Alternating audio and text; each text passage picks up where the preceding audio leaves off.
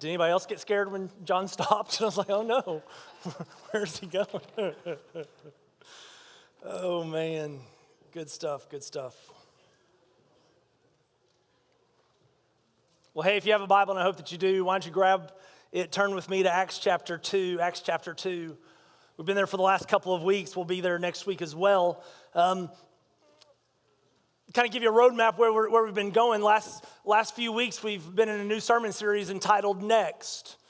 I know we've talked about this quite a bit, but it's just keeping it in front of our faces. Next implies a couple different things. One, it implies what is next for our church. What is next for this local body of believers? And that is not to say that we believe something is wrong, therefore we need to change it and do something different. No, we should always be asking ourselves as a local body is what is next for the faith family known as Emmanuel Baptist Church.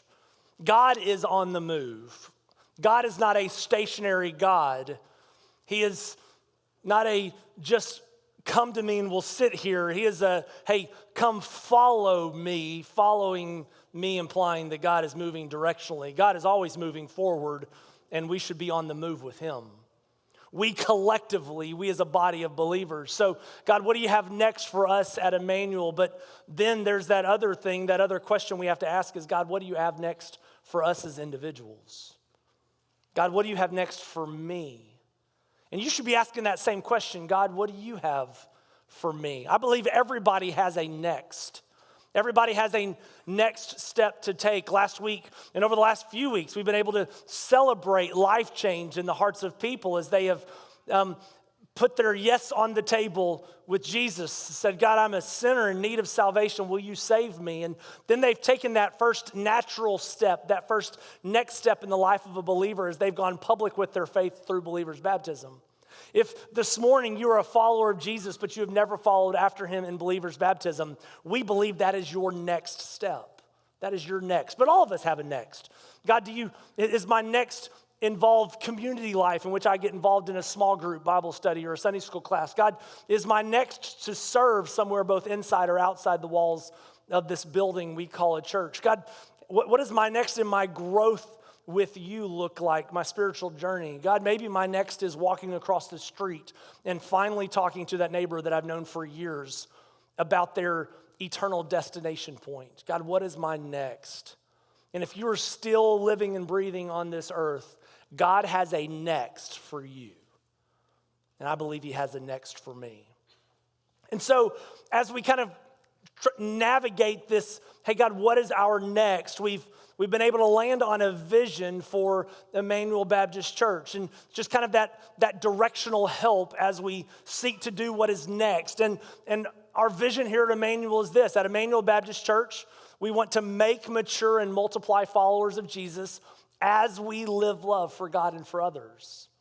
That live love language has been a staple here at Emmanuel for a number of years. That is our motivation. That is our reaction to the great commandment to love God with everything that we have and to love the people around us in the same kind of way.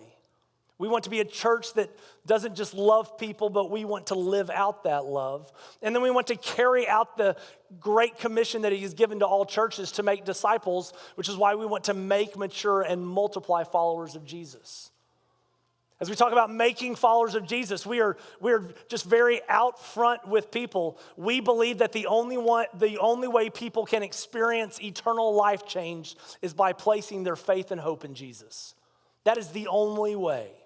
There are not multiple ways. There are not 3 ways. There are not 2 ways. There is one way, and Jesus is the way. And as people are made into followers of Jesus, they are then called to mature as followers of Jesus by growing in their relationship with Jesus, connecting to other people, as well as serving within the body of Christ. But when we talk about multiplying followers of Jesus, we want to be very honest. This good news, the good news that God in his infinite wisdom sent his sinless son to die for wretched sinners, that is too good to keep to ourselves. We talk about all kinds of good news throughout the week. That is the best news to talk about. And so we don't We're not comfortable, we shouldn't be. We're not comfortable with the kingdom of heaven being the size that it currently is. We want the kingdom of heaven to be bigger. And so we want to make, mature, and multiply followers of Jesus as we live love for God and other people. The last few weeks, we have not switched our attention away from our vision, but instead we've tried to fortify our vision as we've talked about things we value here at Emmanuel Baptist Church. Things we value, things that we should value, and our values should complement our vision. It should help us kind of carry that out. The first week, just a couple weeks ago, we talked about the value of scriptural integrity. Church, we are going to be a church that seeks God's direction and stays true to God's word as we go about life. That's what we're going to remain true to. And it's not up to us. Our opinion isn't better than God's truth. It's never going to be. Our preferences aren't better than God's way. And so there are a lot of different things we're going to do. I think there are a lot of different things we can do as a church body. I think God's given us a lot of freedom, but the one thing we will never compromise is the word of God. We remain committed to scriptural integrity. Last week, we talked about the value of being a caring community. And that's something that Emmanuel Baptist Church does well. You care for others outside the walls of this church, and you do a good job of caring for each other inside the walls of this church. We believe the best way that people can be cared for is to find themselves in the smallest circle possible. That's why we value our small group ministry. That is not just the best place for you to grow in your relationship with Jesus from a scriptural knowledge standpoint. That is the best way for you to be cared for when you're doing life with other people. And something we talked about last week is we do not believe that people should ever suffer in silence. Suffering in isolation is such a lonely place to be, and we don't want you to feel like you should ever do that. No, we want you to come alongside others, which means we shouldn't suffer in silence. We also shouldn't let other people suffer in silence. When you know of people that are going through a difficult time, if you're a follower of Jesus, you don't need to pray about whether you should walk alongside somebody. You should just walk alongside somebody and let them tell you they're good, and then call them a liar and keep walking alongside them. This morning, we continue to dip into these values as we look at values that complement our vision. We've talked about scriptural integrity. We've looked at being a caring community. This morning, something that I believe is part of the heartbeat and part of the pathway here at Emmanuel is, at Emmanuel, we value intentional generosity. We want to be an intentionally generous people while also being intentionally generous individuals. So Acts chapter 2, beginning in verse 42. Let me read this passage. We've been in it for a couple weeks. And let's unpack this idea of intentional generosity with this question. This is the question I want us to look at this morning. What does it look like when we value intentional generosity? If we're going to value intentional generosity, what is it going to look like when we put that into practice? Verse 42, and they devoted themselves to the apostles' teaching and the fellowship, to the breaking of bread and the prayers. And awe came upon every soul. Many wonders and signs were being done through the apostles. And all who believed were together and had all things in common. And they were selling their possessions and belongings and distributing the proceeds to all as any had need. And day by day, attending the temple together and breaking bread in their homes, they received their food with glad and generous hearts, praising God and having favor with all the people. And the Lord added to their number day by day those who were being saved. What does it look like when we value intentional generosity? Well, the first thing I want us to see is when we value intentional generosity, we will be generous with our resources. We will be generous with our resources. Look at verse number 45. The early church, they figured this out. It said they were selling their possessions and belongings and distributing the proceeds to all as any had need. They were sacrificially giving with what God had blessed them with. In the early church, one of those key components was they were going to be sacrificial givers. And church, if we are going to be intentionally generous with the resources God has given us, we must be sacrificial givers. And we must acknowledge that the things that we have been blessed with are from God. Now, we might think, hey, we're earning our stuff. We're doing these things to bolster our own net worth. But if we're to be completely honest, if you're a follower of the Lord, the things that you have been blessed with come from God. For God is the giver of all things. And so the early church was sacrificial with their giving, but I want you to also see, and this is a difficult one for us to navigate, as they were sacrificial with their giving, they were also wise as they distributed those things to people around them. It says, and they were selling their possessions and belongings and distributing the proceeds to all as any had need. And I think this is one of the most difficult things that we do, is determining and figuring out through wisdom who we're going to help. Now, if we're to be completely honest, if we were to take everything that we own, all of our material possessions, and we were to put those in monetary form, how long would it be for us to give all of our stuff away? How long would it take? We could give it away like that. We could take every single penny that every single person in here has, and it would not take us but 30 seconds to give it all away. And we would find that there would still be people in this world that have great need. Actually, I think we could even zero that in more. We could take everything that we have, give it away to people that just live in Franklin County and still find us with people that still have need. That's why it's so difficult as we find ourselves journeying through life. God, how do I be intentionally generous with the resources that you've given me while being wise as I do so? And that is a consistent conversation that we have here at the church. God, how do we care for people in need? I think I was first met with this face-to-face as I was in just kind of a very concentrated way as we were attending seminary. I attended seminary in the Memphis area, and it was not difficult to drive very far at all to see people in desperate need. If we're going to be an intentionally generous church, we will be generous with our resources. We should sacrificially give, but we should also be wise in our distribution, which means we must constantly be seeking the face of God. God, who would you to have us? Who would you have us to help? But that is not just a corporate question. That is an individual question. You have to navigate that one on your own. God, who are you calling me to take the resources that you've blessed me with and to be generous? But you see, they weren't just generous with their resources. If we were going to be intentionally generous, the way that fleshes itself out is that we will be generous with our time, not just our resources. And if we were to consider time as a resource, I would argue that it is the most valuable resource that we have, as well as the most limited resource that we have. You can't earn and you can't buy more time. There's no such thing. So you could have a 7-figure salary, which if you do, let's talk. You could have no salary at all, and you will have no more or no less time than the person that you're sitting next to. God has given you 168 hours in a week, and we don't need any smart alecks this morning talking about daylight savings time. You get 168 a week.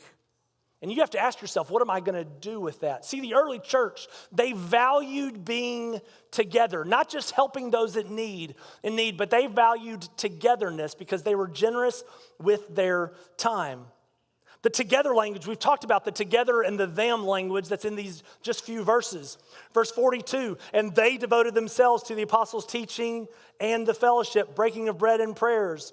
Verse number 44, and all who believed were together and had all things in common. 45, and they were selling their possessions and belongings and distributing the proceeds to all as any had need. 46, and day by day, attending the temple together, breaking bread in their homes, they received. Man, they did everything together because they were generous with their time. In church, we should be generous with our time, not just with our resources. Relationships take time, and we are not intended to do life on our own and in isolation. We saw that as they devoted themselves to fellowship. But we see this day-by-day language, which I love about this passage.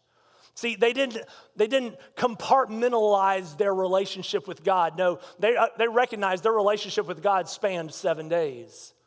And day by day, they were focused on spending their resources and their time wisely and generously.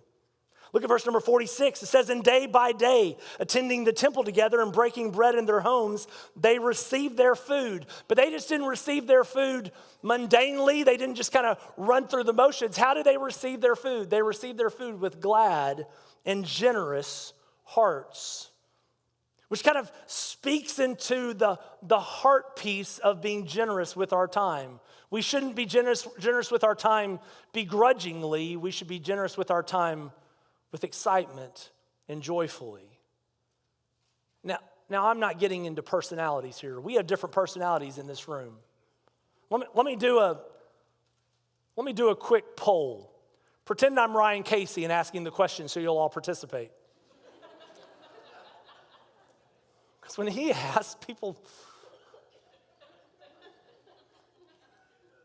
I want you to raise your hand if you get energy from spending time with people.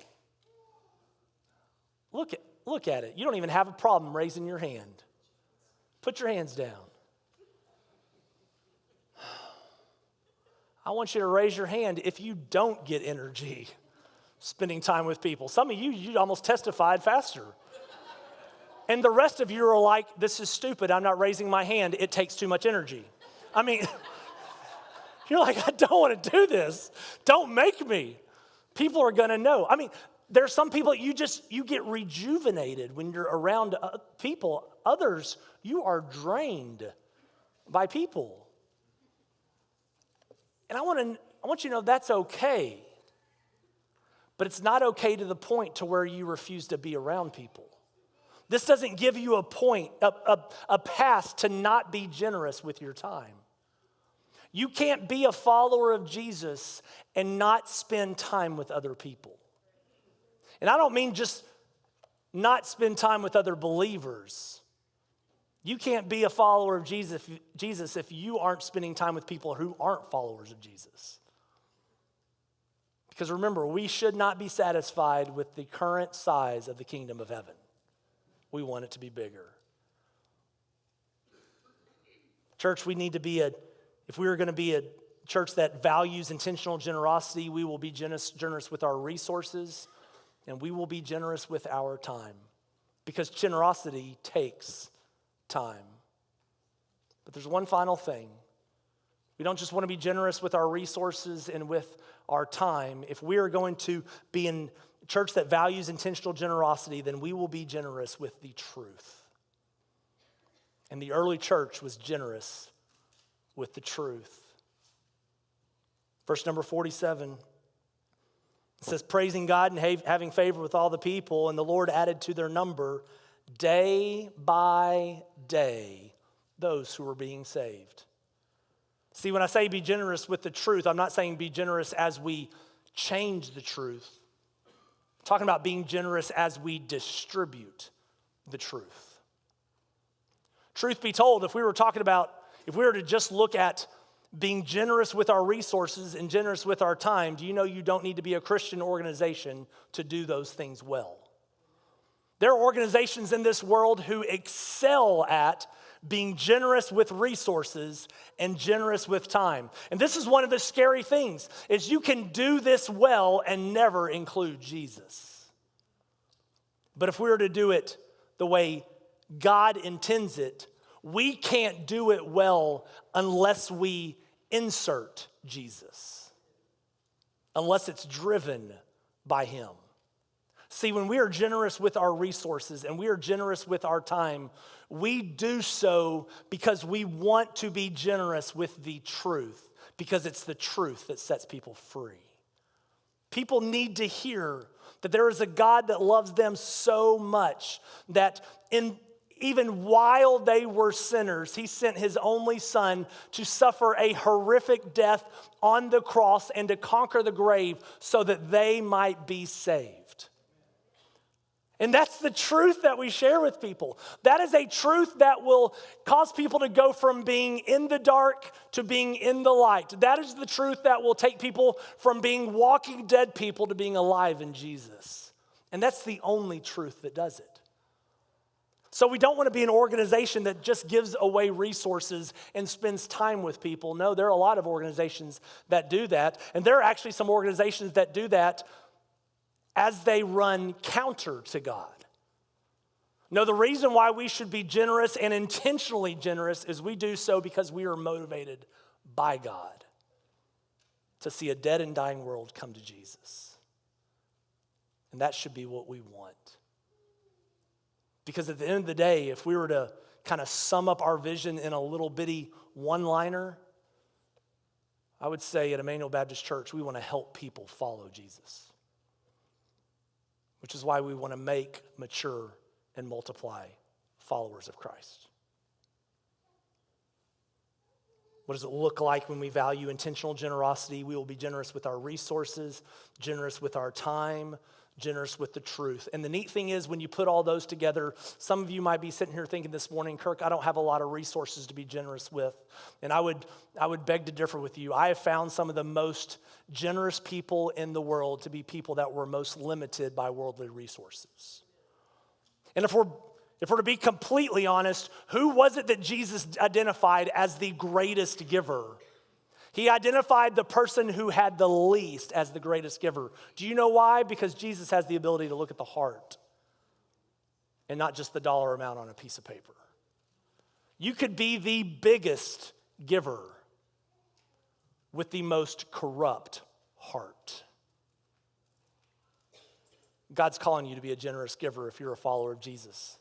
So here are kind of some of our walkaways. How do we kind of put this into practice? Well, let me address it from two sides. Let me address it at the big church level, and then let's kind of pick a little bit at one another when it comes to the individual level.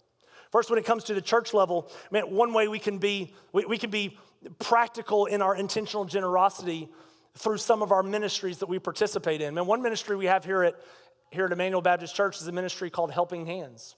Helping Hands meets on the third Wednesday of every single month around the lunch hour. And what that is that's an opportunity for people to come in to receive some food distribution, but also to have an opportunity to sit down and receive food while also hearing the truth. See, I would say it would be a worthless event if all we did was put groceries in their hand. We might as well give our money away to the Salvation Army and tell people to go there. No, we don't just want to give them food. We want to give them the living food. And that's what we get to do. When people come in here and have needs and they come into our office, our goal is to sit down with those individuals. Even if we're not able to supply their material need in that moment, we still want to give them Jesus as often as possible. And so there are ministries we participate in, but we also want to make sure that as a church, we participate in various ministries of presence. It's why we want to be involved in our local community, and not just involved in our local community so we can get from them. No, that's not the goal. We want to be generous toward them. We want our community to know that we care deeply about them. And if we're just sitting around going, hey, what are you going to give us? That's not being generous at all. So we participate in ministries of presence, but we also participate in ministry partners. There are people in our local and state area that we have come alongside who are Christocentric organizations, who are gospel-driven, and we want to be able to be generous toward them. God has blessed Emmanuel in mighty ways. And we want to be good stewards of what God has blessed us with. The God has not called us to hoard. Has not called us to keep close to ourselves. No, God has called us to give away. And we want to give away so badly. Which is why when our finance team meets at the end of the year, when we talk about budget for the next year, we do so in a way to where we want to make sure that what we're planning to spend for the next year are wise things, that we're being good stewards with what God has blessed us with. And I think one of the greatest travesties today, and this is not jumping on any churches, but there are a lot of churches in this world today that they have found themselves in a position to where on a Sunday morning they might gather and have very few people that gather. And I'm not speaking toward that. But some of those churches also meet in great facilities and they have all this money in the bank and they've been unwilling to just participate in gospel stuff. Church, I don't want that to ever be said of us. I want us to constantly have eyes looking forward in God's direction and to see where He would have us participate. Not just by writing a check, but then by participating in those ministries along the way. And God has blessed us in big ways to do that. But when we talk about being intentionally generous, we don't just talk about it at the church level. It's where we have to pick a little bit and we have to ask ourselves, God, how are you calling me to be generous? And not just haphazardly generous. That's why we've been specific with the language. We want to be intentionally generous. As individuals, we should wake up in the morning going, God, how do I take what you have blessed me with and try to bless others with? With the intention not just being generous with my resources and my time, but being generous with the truth that can set people free. And those are the questions we have to ask ourselves. God, who in my circle needs me?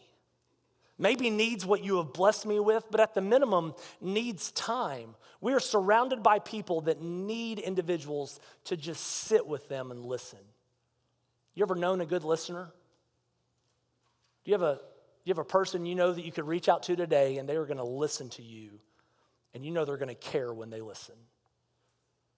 And that is one of the greatest resources that we have. And that is something that you don't have to have a busting bank account to put that one into practice. No, right now you could be that person that comes alongside someone in need and let them know that you're there to walk with them with a glad and a generous heart. And when we talk about other things, ways that we practically put intentional generosity into practice, we talk about tithing, we talk about gifts, talk about opening our homes, sharing the truth. And this church is a church that does generosity well.